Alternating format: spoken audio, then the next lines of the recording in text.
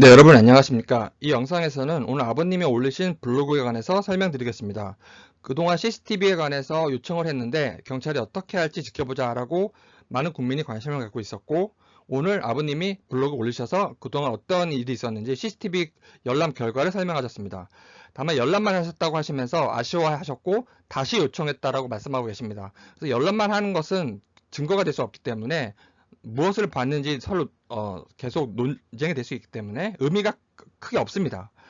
따라서 이 민사소송법을 제가 말씀드리고 싶은 것은 행정적으로 행정 관련돼 가지고 경찰이랑 이거를 열람 아닌 사본 등사를 해달라, 이것을 복사해달라 요청하면 싸웁니다. 막 싸우고 정말 시간도 오래 가고, 이 상태에서 나중에 강력계가 우리 사건 이제 종결했다, 우리한테 없다 막 이러면 굉장히 힘들어지거든요. 지금 오늘 열람하신 것도 교통계에서는 우리 없다, 30일 지났다 했던 거를 강력계한테 넘겼다, 강력계가 가져갔다라고 해서 국민이 언론을 통해서 알 수 있게 돼서 아버님이 가신 거거든요. 그래서 강력계도 보여달라. 그래서 어떻게 할지 답을 못 받았다. 그리고 저도 영상에 올릴 때 이거 어떡하지 굉장히 흥미로운 부분이다. 이런 부분은 접수에서는 우린 법적으로 30일 지났으니까 없다 했던 부분이기 때문에. 근데 오늘 아버님 블로그에서는 열람만 했다, 또 요청하셨다 하는데, 이런 경우 제가 행정적인 절차를 통과하지 않고 민사적으로 가능하다라는 법을 잠깐 언급을 해서 국민 여러분께서 이런 방법도 있구나 라고 이해하실 수 있습니다. 많이 소개되지 않은 부분이지만 제가 말씀드리는 것은 경찰의 잘못이 명백할 때는 이런 방법을 사용할 수가 있어요. 경찰이 명백하게 잘못했을 경우에는 불법행위로 인한, 즉 위자료 청구가 가능한데 그 정도가 심해야 됩니다. 근데 어떤 심한 정도가 있냐면, 이 사건에서는 337 사진이 등장했지 않습니까? 거기 정민이가 없어요. 이 부분도 지금 여기 영상에 다루고 있는데, 아버님 입장에서는 정민이가 없는 사진이 경찰도 인지했다면 CCTV를 확인을 할 수 있지 않습니까?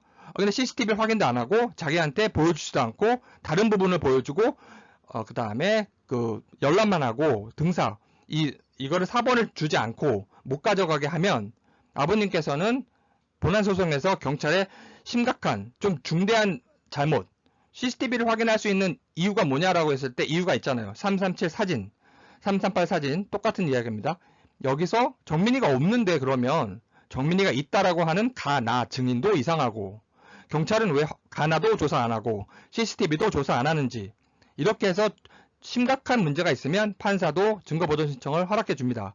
따라서 이 조항을 이용해서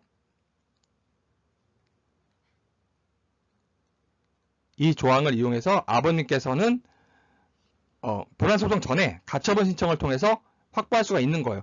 문서로 되어 있기 때문에 문제긴 하지만, 그래서 우리나라 법이 지금 제대로 못 만드는 거죠. 이 법이 최신적으로 들어온 법인데도 이게 없었을 때는 그냥 변호사들이 썰 풀면은 이게 이겁니다, 이거 다 확인한 겁니다 하면은 그렇게 그냥 제출을 했어요, 문서를.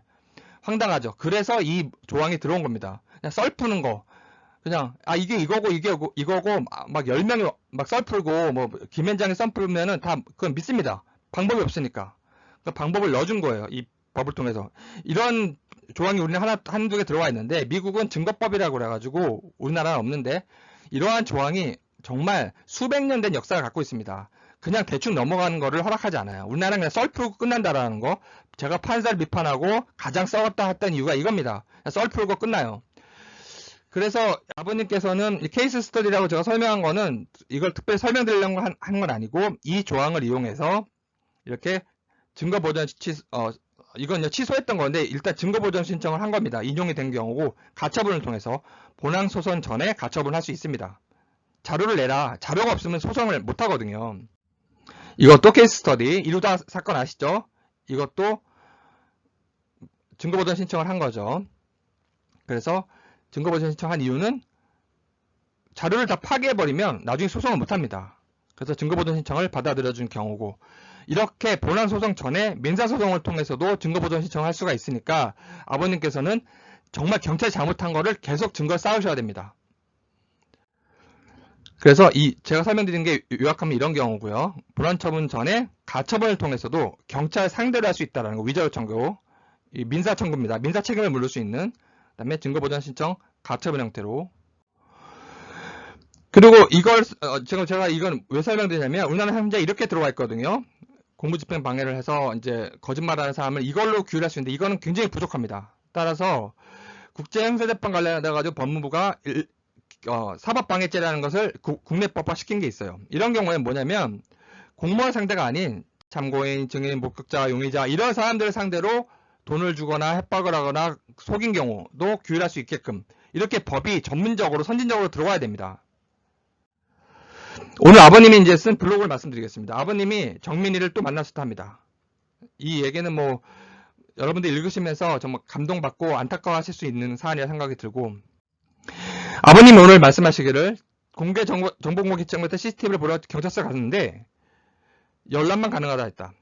그래서 자료를 주진 않았다. 열람만 하는 건 큰 의미가 없다라고 제가 말씀을 드렸고요. 알기도 쉽지 않았다. 예, 스쳐 지나가도 보여주고 끝나는 겁니다. 개쇼죠, 개쇼. 그래서 다시 한번 자료 요청했습니다.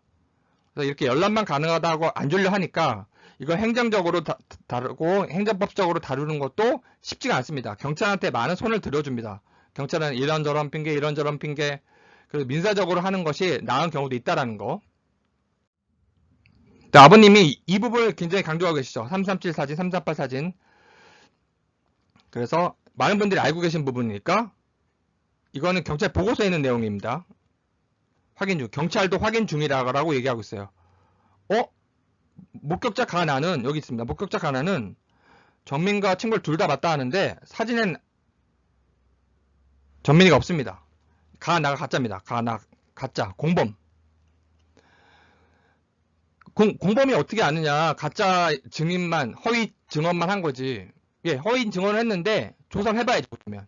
그래서 이해관계 돈을 받았는지, 공범은 아니더라도 돈을 받았는지, 또 공범은 아닌데 무슨 연인관계 문제 때문에 있는지, 공범은 안 했는데 친척이나 가족인지, 공범은 아닌데 다른 이해관계가 있어서 허위 증언한 건지 확인해보고, 그다음에 그런 게 아무것도 없는데 거짓말했다. 그러면 공범인 겁니다. 이거는 제가 올린 링컨 사건을 보시면 됩니다.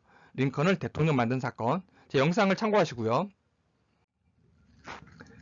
그래서 아버님이 뭐라고 쓰셨냐면 달 사진 어디에도 정민이 없었다. 이 337, 338 사진이 얼마나 중요한지 아시겠죠, 여러분? 또 오늘 가장 중요한 부분입니다. 1번은 방금 말씀드린 부분이고요. 2번. 우측 나무 밑에 사람으로 추정되는 사람이 있다라고 이렇게 살짝 경찰이 보고서를 던져놓으니까 수많은 사람들이 이거 정민이 아니냐. 아버님 입장에서는 정말 속이 속상하시죠. 보니까 정민이가 당연히 아니다. 정민이는 없죠. 정민이는 이때도 이미 없는데 338에도 없는데 이때 있는 건 말이 안 되지 않습니까? 여러분 굉장히 중요한 사실입니다. 1, 2. 아버님은 이거 확인하셨다라는 거 새롭게 드러난 거죠. 경찰이 애매하게 해놓은 거를 아버님이 직접 확인하신 겁니다. 정민이 아니다. 2번도 정민이 아니다. 네, 여러분 감사합니다.